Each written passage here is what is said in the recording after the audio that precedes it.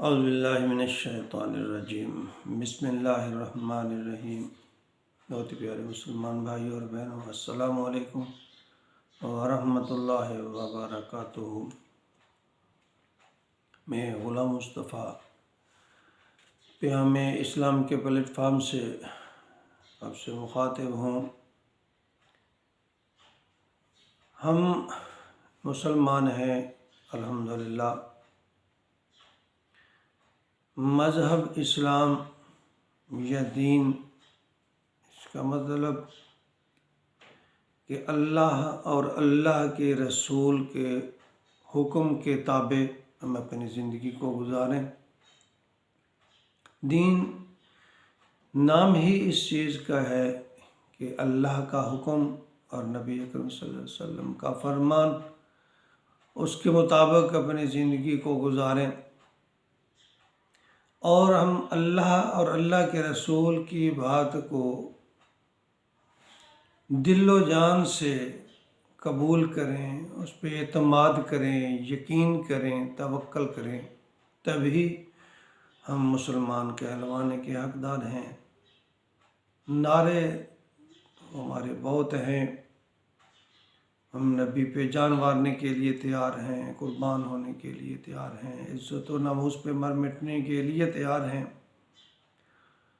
لیکن افسوس ہے کہ ہم اللہ اور اللہ کے رسول کی بات پہ یقین نہیں کرتے، اس کی بات کو نہیں مانتے۔ نبی اکرم صلی اللہ علیہ وآلہ وسلم کا ایک فرمان حضرت عائشہ رضی اللہ تعالیٰ عنہا نقل فرماتی ہیں۔ آپ نے فرمایا، جس مال سے زکوٰۃ نہ دی جائے وہ مال دوسرے مال کی بربادی کا سبب بنتا ہے۔ آج کل ہم دیکھ رہے ہیں کہ بے موسمی شدید بارشیں اور ژالہ باری نے فصلوں کا بہت نقصان کیا ہے، اور ہم اس پہ فکر کرنے کی بجائے جواز گھڑتے ہیں، کبھی ہم اللہ پہ الزام دیتے ہیں، لیکن اس طرف نہیں دیکھتے کہ ہم میں سے کتنے لوگ ہیں جو فصل کا عشر نکالتے ہیں۔ جب نبی اکرم صلی اللہ علیہ وسلم نے فرما دیا کہ عشر اور زکوٰۃ دینے سے، اللہ رب العزت نے بھی فرما دیا کہ عشر اور زکوٰۃ دینے سے تمہارا مال کم نہیں ہوگا، بڑھے گا، پھر ہمیں اس بات پہ کیوں یقین نہیں ہے؟ ایک محتاط اندازے کے مطابق میرا ذاتی رائے ہے، ہو سکتا غلط بھی ہو، کہ 5 سے 10% تک لوگ ایسے ہیں جو اپنے فصل کا عشر ادا کرتے ہیں، اور پھر نہ دینے پر طرح طرح کے جواز، اخراجات ہو گئے، یہ خرچ ہو گیا، اتنے خرچے ہیں۔ یعنی اللہ اور اللہ کے رسول کی بات پہ یقین نہیں ہے۔ جب اللہ نے فرما دیا، اللہ کے رسول نے فرما دیا صلی اللہ علیہ وآلہ وسلم کہ زکوٰۃ دینے والا، جس مال سے زکوٰۃ نہیں دی جائے گی وہ مال دوسرے مال کی بربادی کا سبب بنے گا، جو ہم دیکھ رہے ہیں۔ نبی اکرم صلی اللہ علیہ وسلم نے فرمایا، معراج کی رات میں نے کچھ لوگوں کو دیکھا کہ وہ ننگے تھے، جانگیے پہنے ہوئے، چیتھڑے لٹے ہوئے، اور جب میں نے اور پتھر تھور آپ جانتے ہیں، یہ ہمارے ہاں بھی پیدا پایا، بہت ہی کڑوا درخت ہے، کانٹے دار ایک بوٹی ہے، درخت ہے، بدبودار گھاس آدمی کھا رہے تو میں نے جبرائیل سے پوچھا، جبرائیل یہ کون لوگ ہیں؟ تو انہوں نے فرمایا، یہ آپ کی امت کے وہ لوگ ہیں جو اپنے مال کی زکوٰۃ نہیں دیا کرتے تھے۔ مال کی زکوٰۃ ہے اور فصل کا عشر ہے، یہ دونوں ایک ہی چیزیں ہیں۔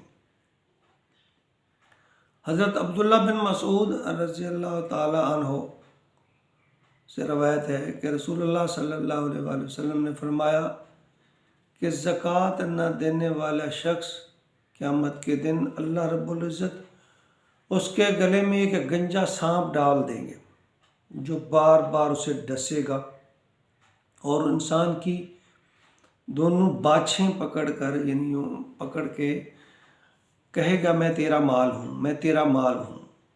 اتنی وعیدیں سننے کے باوجود پھر بھی اگر ہمارے دل پہ اثر نہیں ہوتا تو پھر گناہ اسلام کا نہیں، گناہ اللہ کا نہیں، گناہ موسم کا نہیں، یہ ہمارے وہ اعمال ہیں جن کو ہم آگے بھیج رہے ہیں، اور اسی کے نتیجہ میں پھر یہ ہمارا حال ہے۔ آپ دیکھ رہے ہیں کہ گندم کی فصل، چنے کی فصل، دوسری فصلیں شدید بارشوں کی وجہ سے یا باری کی وجہ سے کتنی متاثر ہوئی ہیں۔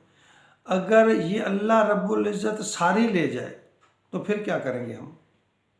یعنی عشر اور زکوٰۃ نہیں نکالنا، ویسے ساری ضائع ہو جائے وہ بھی تو برداشت کریں گے۔